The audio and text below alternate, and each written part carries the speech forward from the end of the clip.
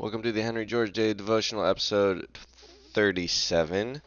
We continue with Book 3, Chapter 1, the inquiry narrated to the laws of distribution, necessary relation of these three. And we decided that we like the law of rents, George and I, and you, and all people who love what is good and true. But one of the other one, the law of wages, was wrong, and so also was the law of interest. And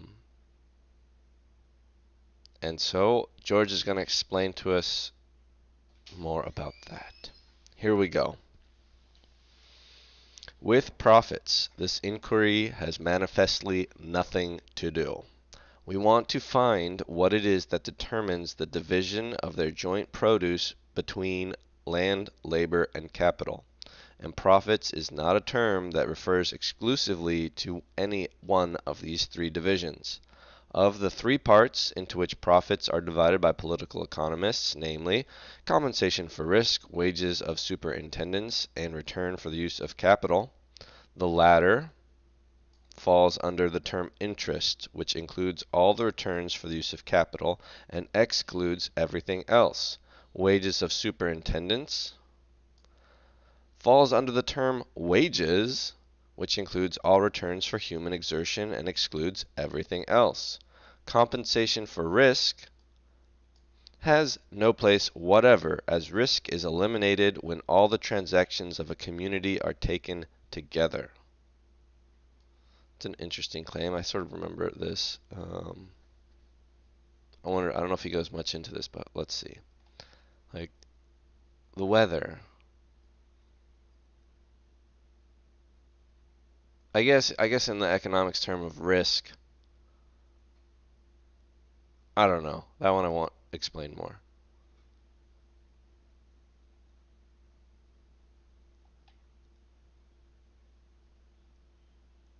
I shall, therefore, consistently with the definitions of political economists, use the term interest as signifying that part of the produce which goes to capital.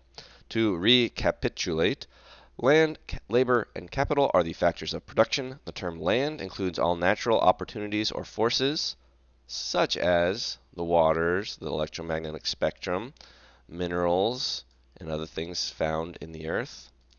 The term labor, sun, solar energy. The term labor, it means all human exertion.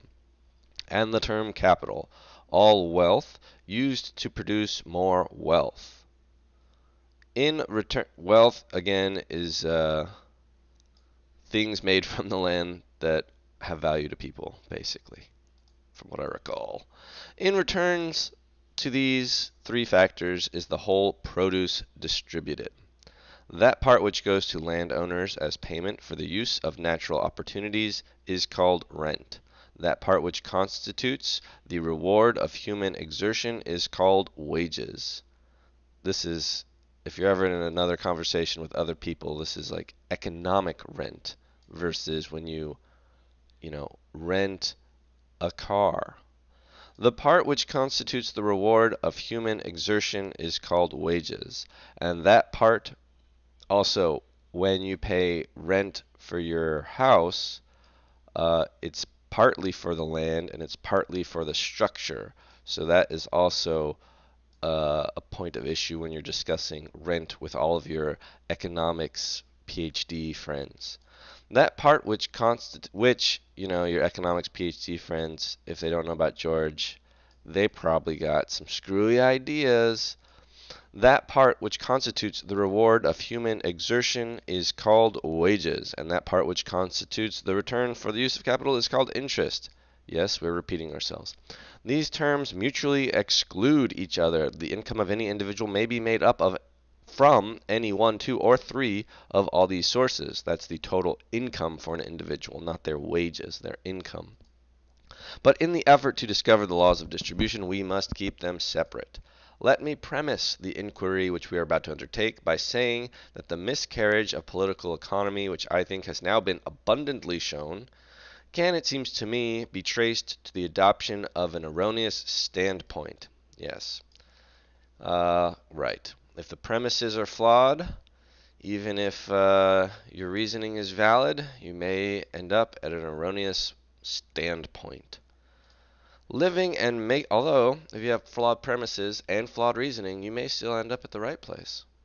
Living and making their observations in a state of society in which a capitalist generally rents land and hires labor, and thus seems to be the undertaker or first mover in production, the great cultivators of the science have been led to look upon capital as the prime factor in production, land as its instrument, and labor as its agent or tool. This is apparent on every page, in the form and course of their reasoning, in the character of their illustrations, and even in their choice of terms. Everywhere capital is the starting point, and the capitalist the central figure. So far does this go, that both Smith and Ricardo use the term natural wages to express the minimum upon which laborers can live, whereas, unless injustice is natural, all that the laborer produces should rather be held as his natural wages. This habit of looking upon capital as the employer of labor has led both to the theory that wages depend upon the relative abundance of capital, and to the theory that interest varies inversely with wages, while it has led away from truths that but for this habit would have been apparent. In short, the misstep which so far as the great laws of distribution are concerned, so the misstep that has led political economy into the jungles instead of upon the mountaintops was taken when Adam Smith in his first book left the standpoint indicated in the sentence, "The produce of labor constitutes the natural recompense or wages of labor." Yes, Adam Smith forgot his own sentence to take that in which capital is considered as employing labor and paying wages. But when we consider the origin and natural sequence of things, this order is reversed. The capital, instead of first, is last. Instead of being the employer of labor, it is in reality employed by labor. There must be land before labor can be exerted, and labor must be exerted before capital can be produced. Capital is a result of labor and is used by labor to assist it in further production. Labor is the active and initial force, and labor is therefore the employer of capital. Um, Quick side note, like you wouldn't have like if we never like invented money and you couldn't like front people money and you didn't have to like think in that way, I don't think people would have gotten this as confused. And this I think is why some who was talking to me about some economists who just maybe it's even just Marx. I don't know. I have a socialist Marxist-y friend. And I believe he was telling me he just wants to get rid, like, one of the objectives of Marx was to get rid of money. Um, and I think that would help clear up some of these confusions. But money is a very helpful kind of capital.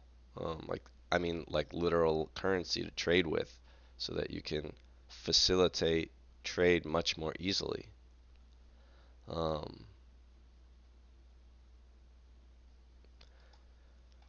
Anyway, labor can be exerted only upon land, and it is from land that the matter which it transmute into wealth must be drawn.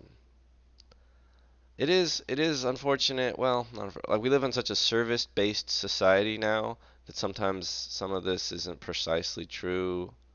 Like, well, no, here I don't give them enough. Like, you can't perform a service except in a physical space, uh, which is land.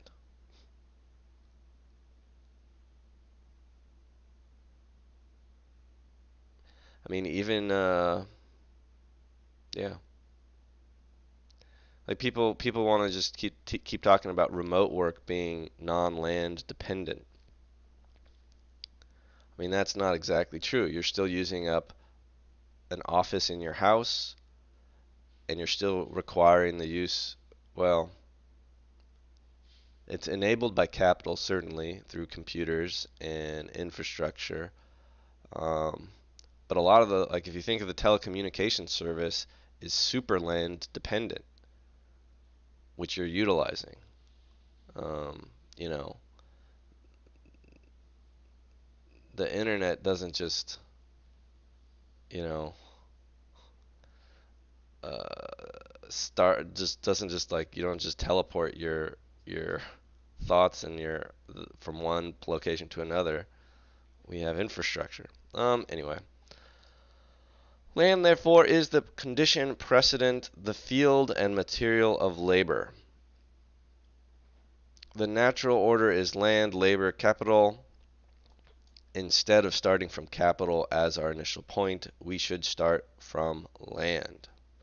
The other point people make about remote work is like, see, land's just not a big deal anymore because everyone can work remotely. Everyone of a certain class can work remotely, but the huge majority of low wage workers absolutely has to be localized. And again, I just want to push back a little bit. Like, yes, I would say that uh, our ability to do remote work has enabled us to utilize land more efficiently, and land for those purposes, spatial land is not quite as important. That has to, it's like, yeah, I concede that. But land, as you can read in Lars Doucet's article, is still a big deal outside of even the fact that some segment of our population can work remotely. There is another thing to be observed. Capital is not a necessary factor in production. Bum bum bum. Labor exerted upon land can produce wealth without the aid of capital, and in the necessary genesis of things must so produce wealth before capital can exist. Therefore, the law of rent and the law of wages must correlate each other and form a perfect whole without reference to the law of capital. As otherwise, these laws would not fit the cases which can readily be imagined, and which to some degree actually exist, in which capital takes no part in production. And as capital is, as is often said, but stored up labor, it is but a form of labor, a subdivision of the general term labor, and its law must be subordinate to and independently correlate with the law of wages, so as to fit cases in which the whole produce is divided between labor and capital, without any deduction for rent. To resort to the illustration before used, the division of the produce between land, labor, and capital must be as it would be between Tom, Dick, and Harry if Tom and Dick were the original partners and Harry came in but as an assistant to and share with Dick. Harry would be the capital in this triplet. All right, that concludes chapter 1 of book 3.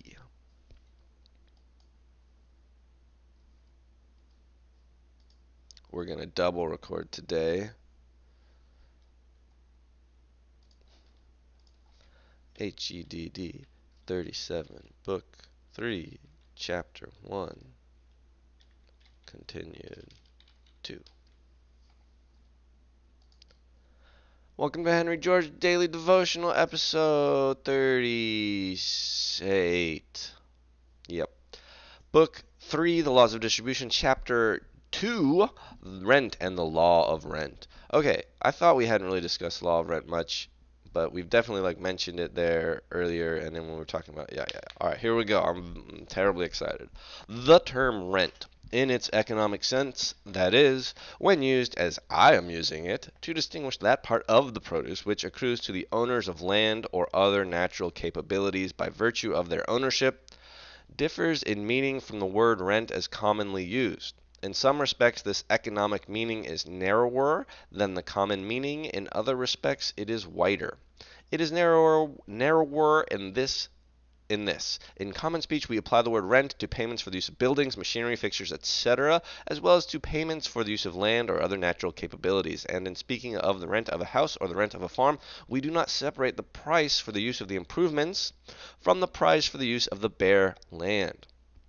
But in the economic meaning of rent, payments for the use of any of the products of human exertion are excluded, and of the lumped payments for the use of houses, farms, etc., only that part which constitutes the consideration for the use of the land, that part paid for the use of buildings or other improvements being properly interest, as it is a consideration for the use of capital.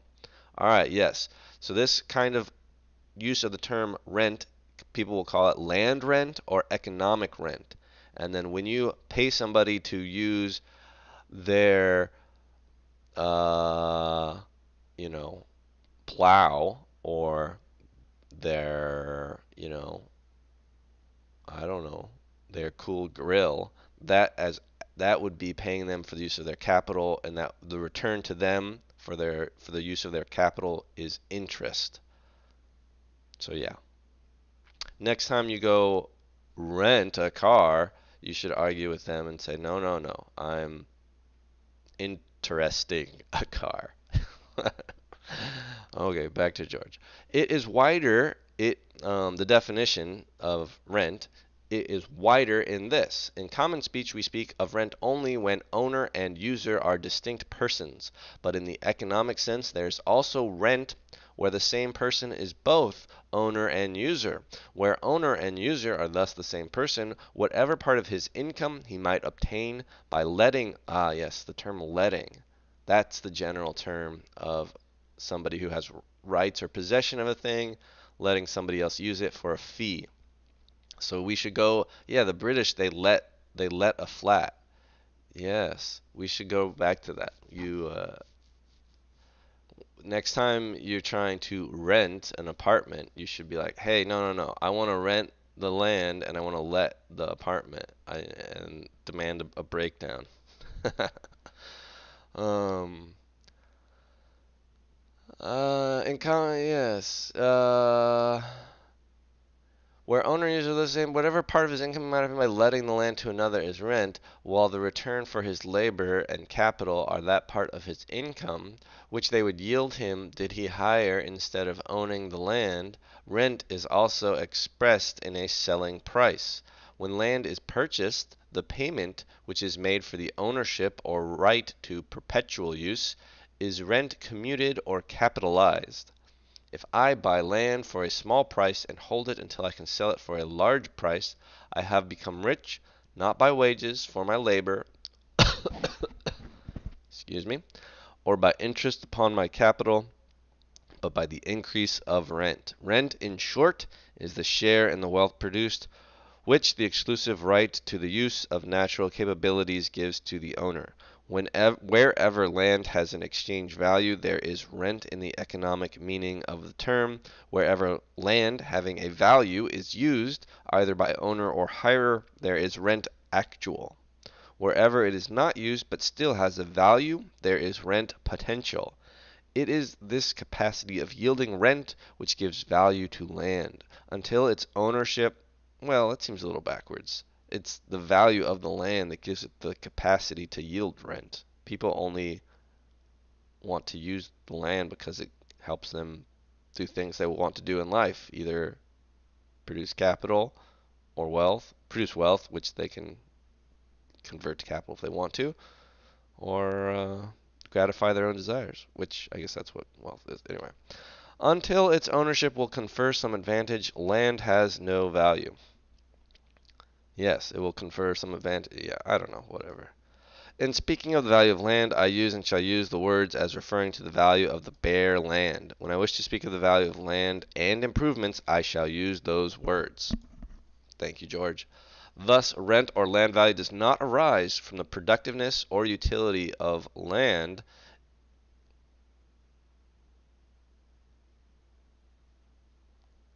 Thus, rent or land value does not arise from the productiveness or utility of land. It in no wise represents any help or advantage given to production, but simply the power of securing part of the results of production.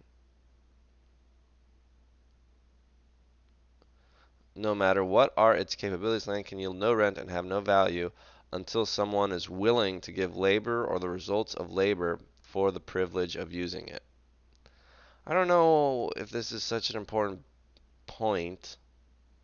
Yeah, I mean, I guess I feel like a piece of land in its pure like theoretical capabilities when you look at it has value, and that value is due to its capacity for, you know, productiveness or utility. And George wants to say it doesn't have that value. Um,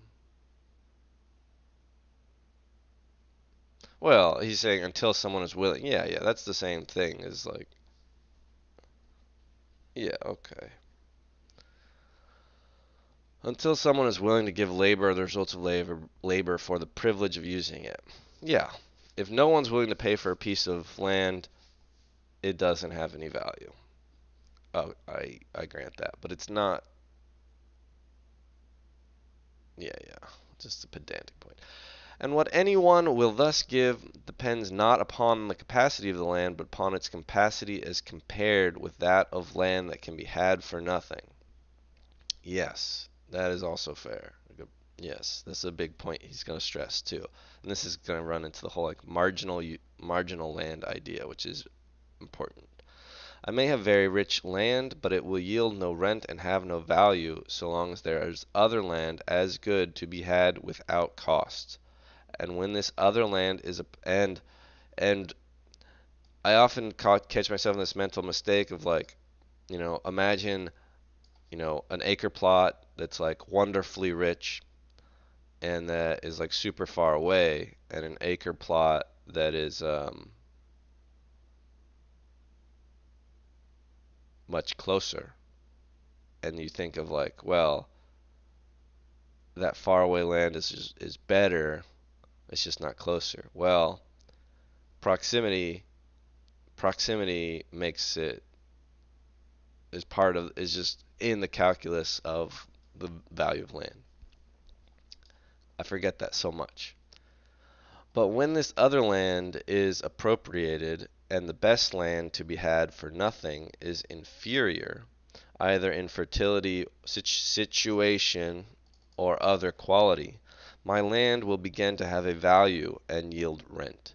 And though the productiveness of my land may decrease, yet if the productiveness of the land to be had without charge decreases in greater proportion, the rent I can get and consequently the value of my land will steadily increase.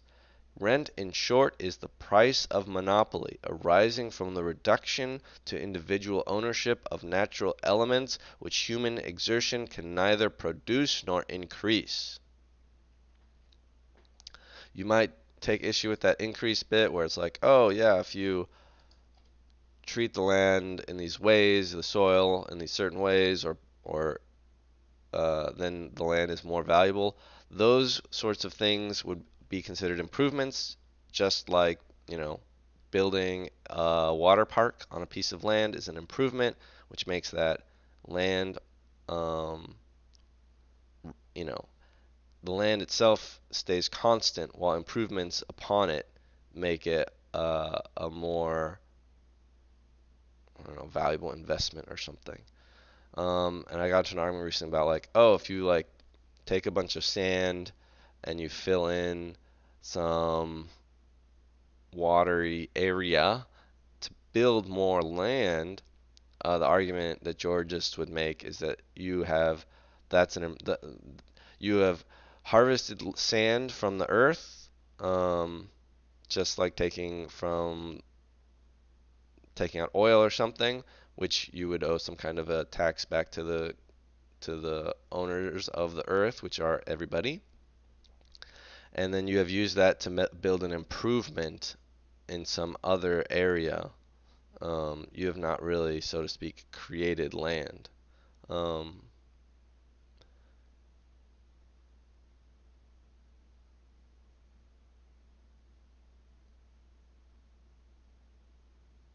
it does still confuse me. Um,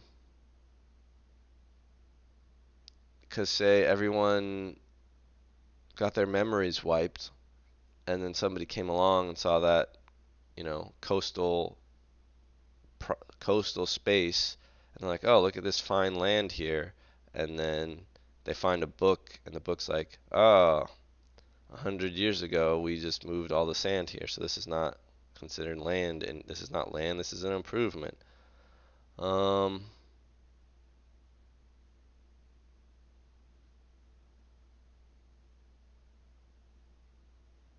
hmm, not sure. If one man owned all the land accessible to any community, he could, of course, demand any price or condition for its use that he saw fit, and as long as his ownership was acknowledged, and the other members of the community would have but death or emigration as the alternative to submission to his terms. Um, Rent and the Law of Rent. That was the name. I couldn't remember the name of this chapter. Okay, we're not finishing it today. Yes, this is a very helpful thought experiment, this one. If one man owned all the land accessible to any community, he could of course demand any price or condition for its use that he saw fit, and as long as his ownership was acknowledged, the other members of the community would have but death or emigration as the alternative to submission to his terms. Yes, as long as his ownership was acknowledged. See, I would prefer you read this sentence and you get rid of this. As long as his ownership was acknowledged, you would just say the other members of the community would have but death, emigration, or revolution or rebellion as the alternative to submission to his terms. This has been the case in many communities, but in the form of modern society, the land, though generally reduced to individual ownership, is in the hands of too many different persons to permit the price which can be obtained for its use to be fixed by mere capital or desire. While each individual owner tries to get all he can, there is a limit to what he can get, which constitutes the market price or market rent of the land, and which varies with different lands and at different times. The law or relation, that's funny to think about, like, if we just kept doing things as they are, I'm sure there would be like a revolution sooner rather than later. But like, would just, some billionaire, one of these like hedge fund managers, would just like BlackRock or whomever, I get BlackRock and Blackstone mixed up, just eventually own like all of California and then eventually own all of America? I don't know. Um, Anyway, where was I?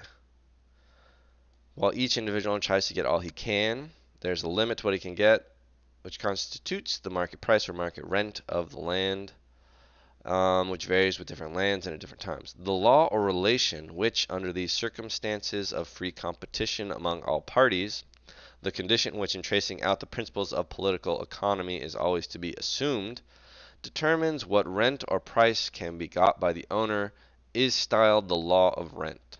This fixed with certainty, we have more than a starting point from which the laws which regulate wages and interest may be traced. For, as the distribution of wealth is a division, in ascertaining what fixes the share of the produce which goes as rent, we also ascertain what fixes the share which is left for wages. Where there is no cooperation of capital, what share is left for wages where there is no cooperation of capital?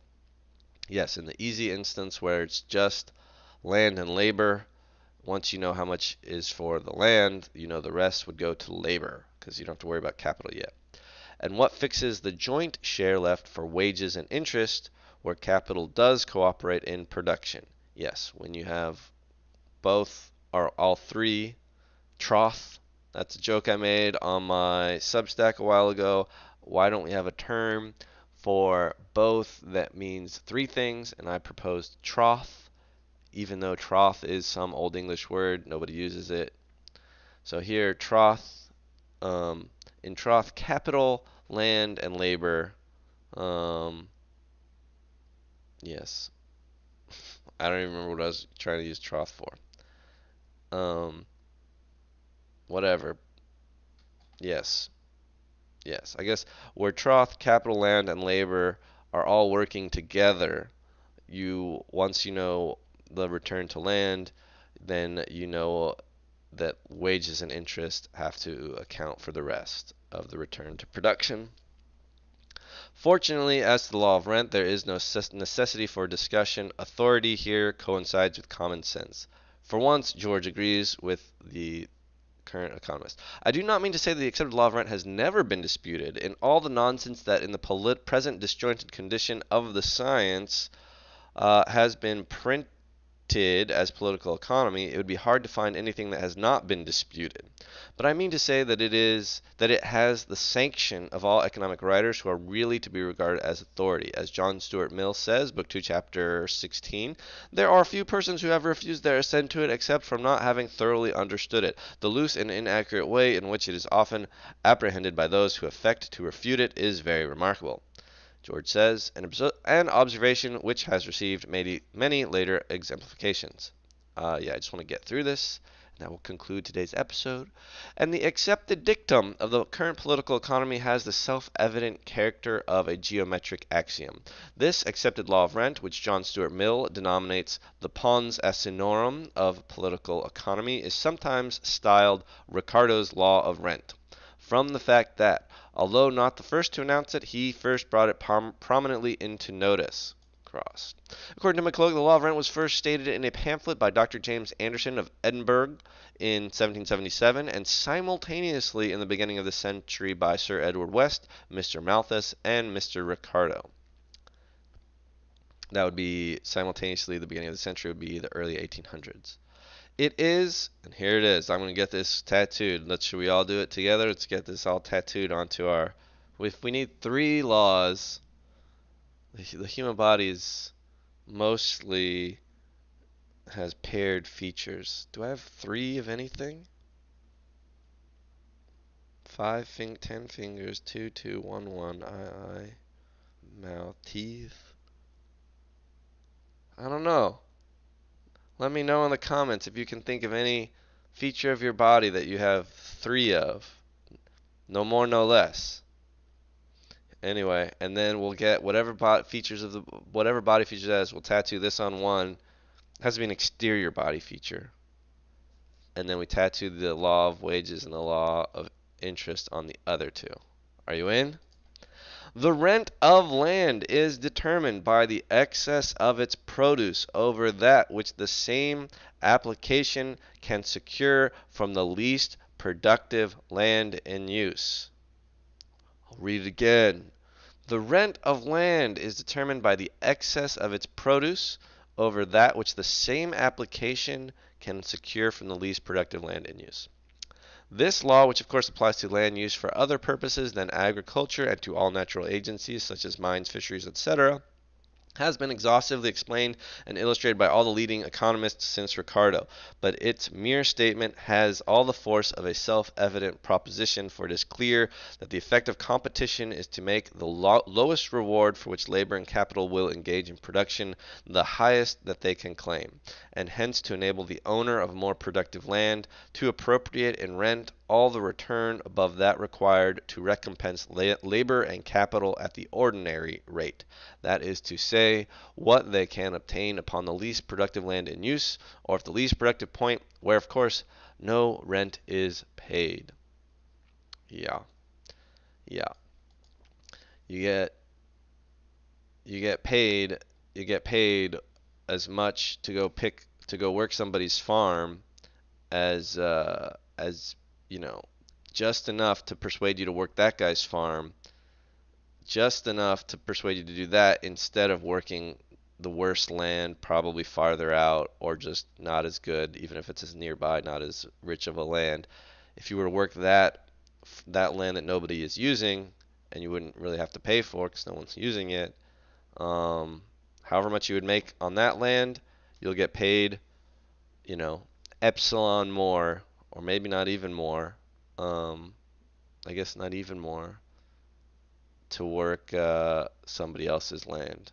And then if that land that you're working that somebody else has, if it's super duper rich, you know, he's only going to pay you to do, yeah, that difference in that richness between and the goodness of that land versus the nearby land is what is the return to that land. Anyway, George is going to tell us all about this over and over and over. So I'll see you later, and we'll get back to George. Bye bye.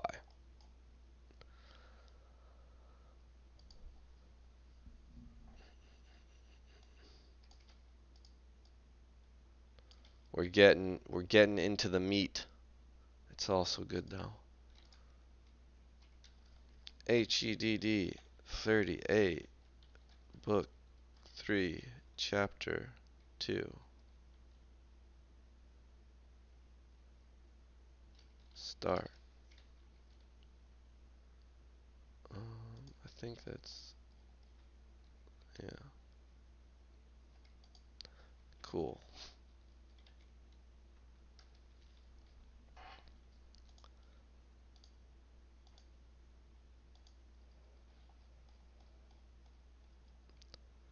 We could try doing two at a time.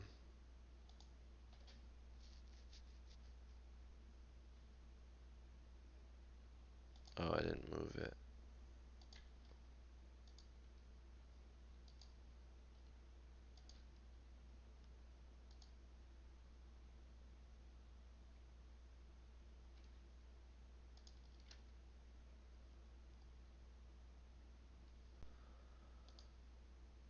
Hmm.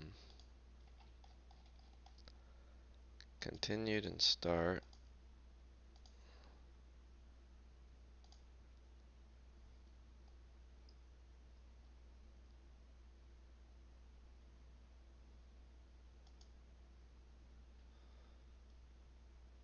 Alright, I made the two wave files with the right names. Maybe we should always batch them. I don't know.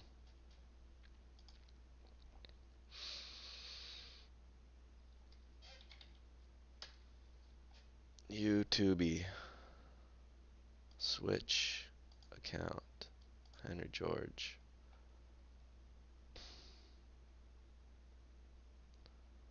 Uh, Create upload video. Continued.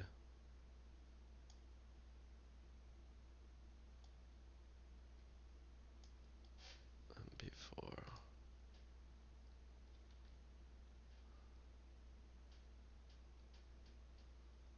Yes, this is 37.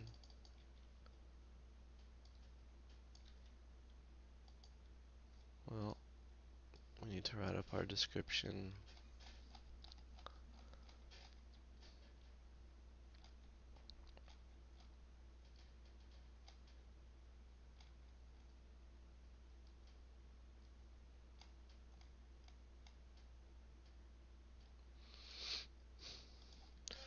George says profits are not profitable to our discussion.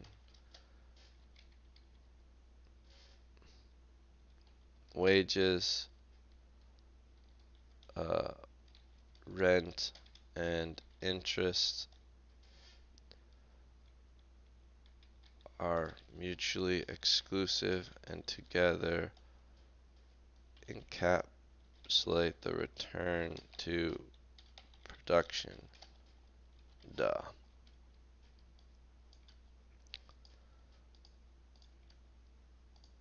Thumbnail. Good luck.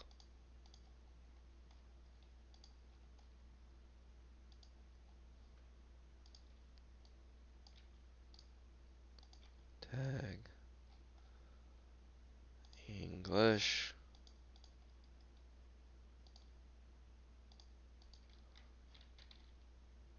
Cerritos.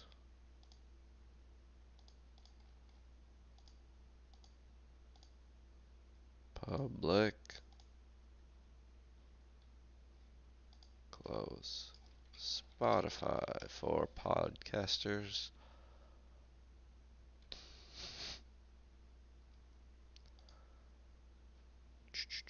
New episode.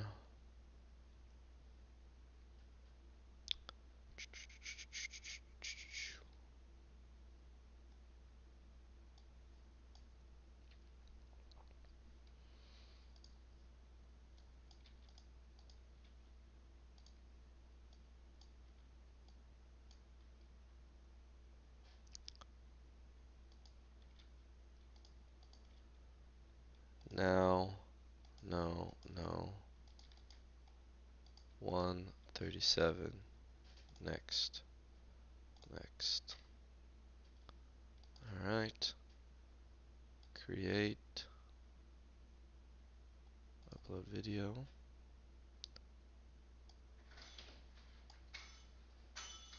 Alright. This will be episode 38.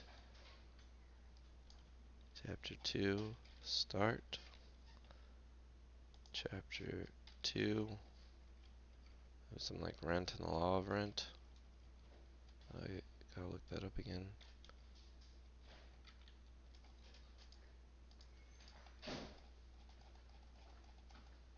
Rent and the law of rent.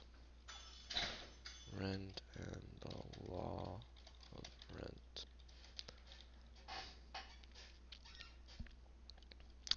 George tells us of Ricardo's law of rent.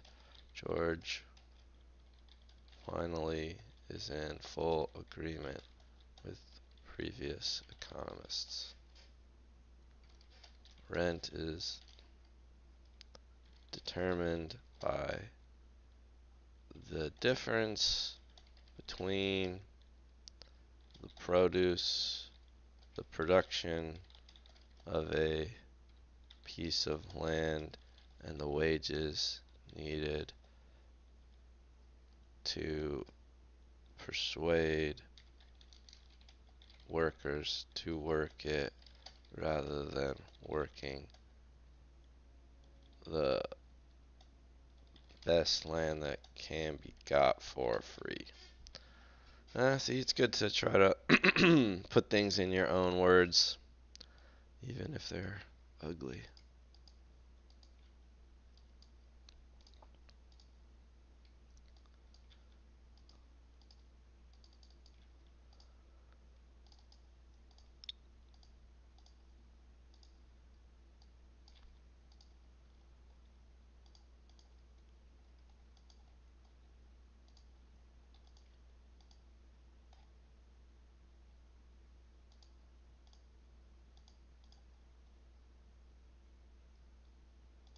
It's already nonprofits and activism.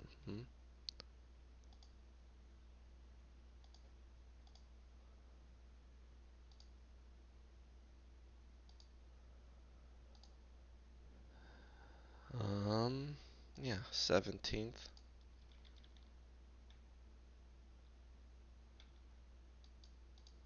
4 a.m.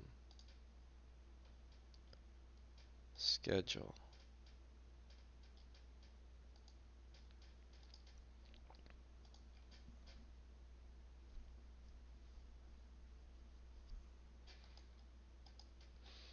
New episode. Here it goes.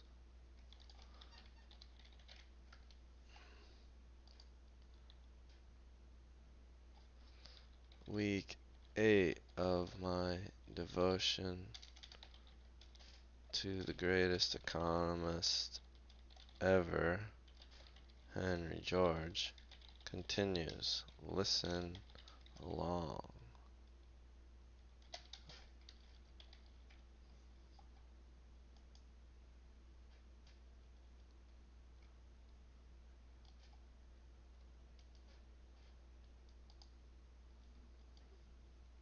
Okay.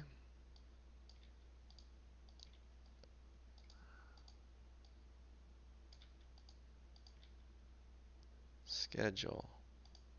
17th.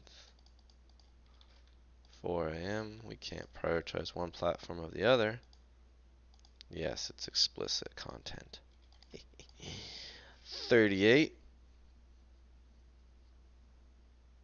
How is that 38 already? Shouldn't this be today is today is Tuesday, not Monday. Duh. Keep thinking it's Monday because yesterday I like went to Knott's Berry Farm and worked and also played.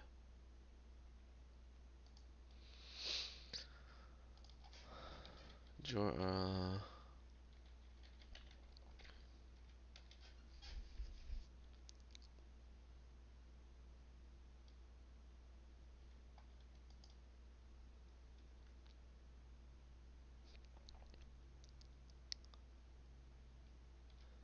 yeah, is she gonna play the creator of? Is it a story about the creation of Monopoly, or are they gonna be like characters in the Monopoly world? Unclear to me. Um,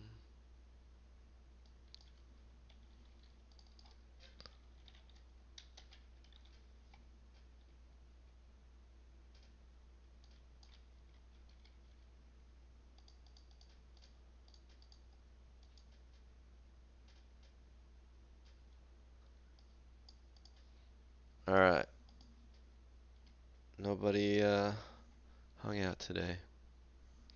Oh well. I'm gonna go do the rest of the things that I do in my life now. See ya. Wouldn't want to be